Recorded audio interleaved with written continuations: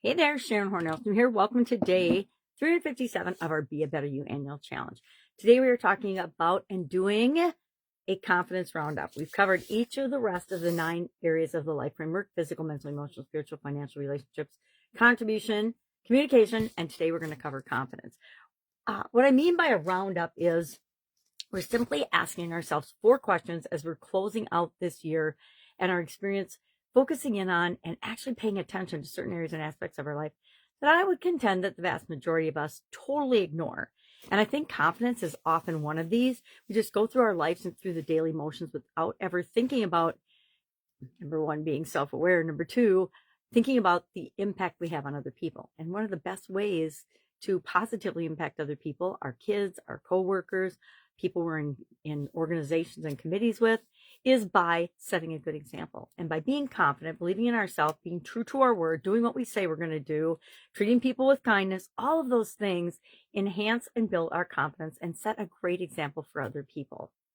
You know, it's whether it's with our kids or with the people that we interact with on a regular basis.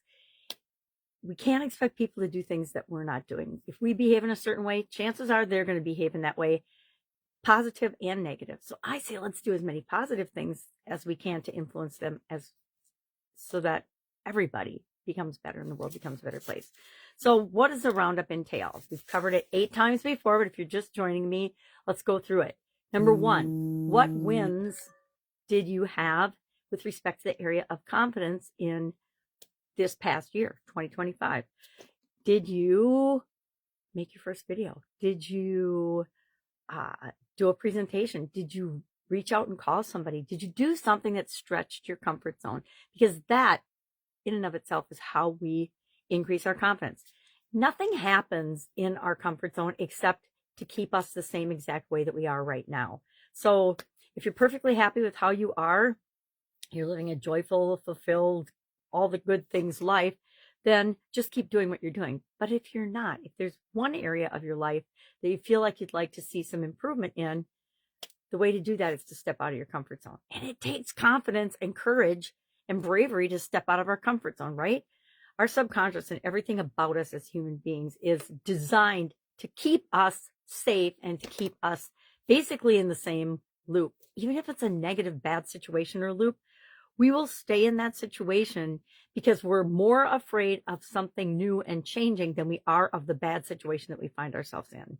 I never actually believe that. And, you know, when you're looking at situations outside of yourself, you see things clearly. But when you're looking at yourself and your own situation, it's often very clouded and hard to see. So what wins did we have in this past year? That's number 1. I say brainstorm and list out as many as you possibly can with respect to the area of our confidence, our self-confidence, right? Number 2, lessons learned. Did you have any big ahas, epiphanies, or lessons that you learned that had something to do with your level of confidence? Maybe you missed out on a promotion at work or a huge opportunity that you didn't even see until after it was too late because you didn't feel confident enough to go for it, to go after that. Maybe you didn't pick up the phone and call that person. The worst are when you thinking about a person and you know you should give them a call, and then all of a sudden you find out that they passed away. The older we get, the more often that happens. Thirdly, we're going to look at, and I say just pick 3 of those things because usually they involve a negative situation or something that we don't want. And we want to take the lesson with us into next year, but we don't want to take any of the negative energy that's attached to that experience, right? Because if we keep that, it goes to work in our subconscious and starts serving us up more of those type experiences, which is usually the exact opposite of what we don't want. That's why it's so powerful to think about the things that you want and visualize them, not about the things that you don't want or that you don't have the thing that you want yet.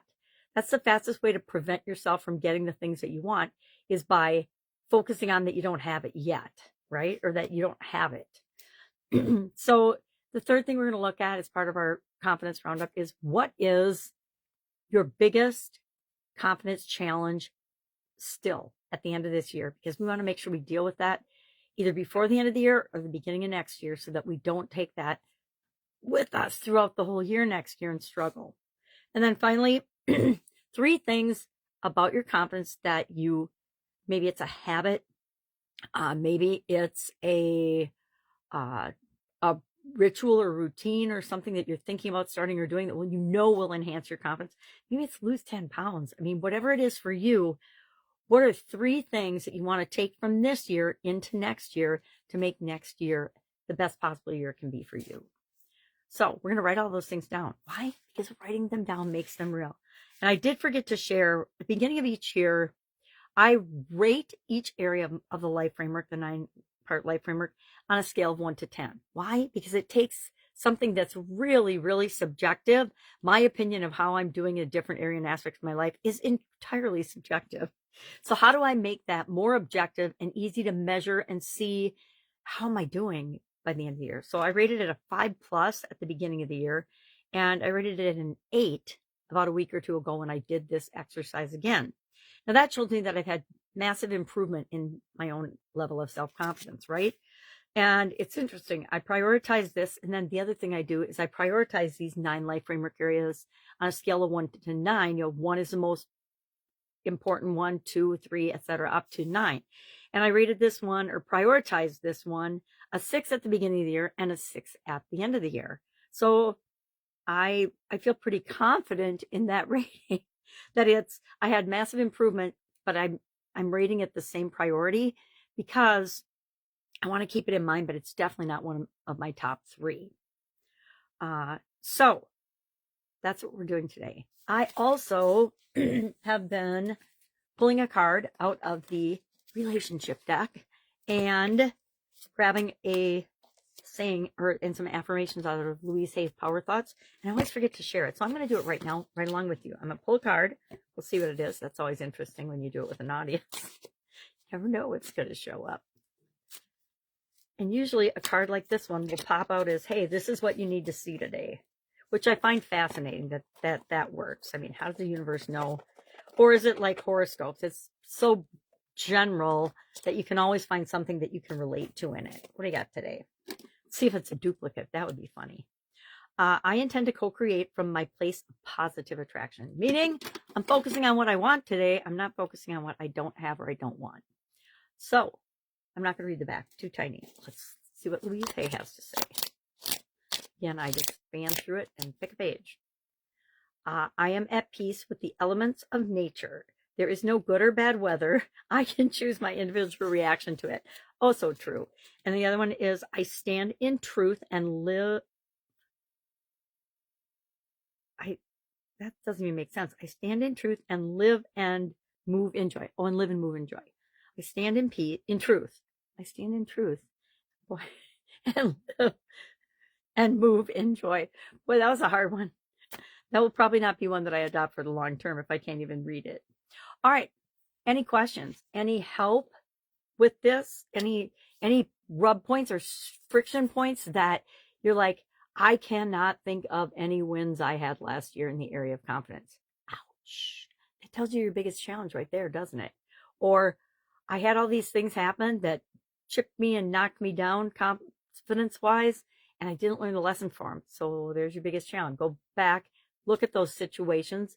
Just observe them. Don't judge them. Don't beat yourself up about them. Just watch it over in your head and say, okay, well, what lesson do I need to learn here? And take that with you. All right. Have an awesome day. If I can help in any way, ask. Otherwise, I will, of course, be with you tomorrow.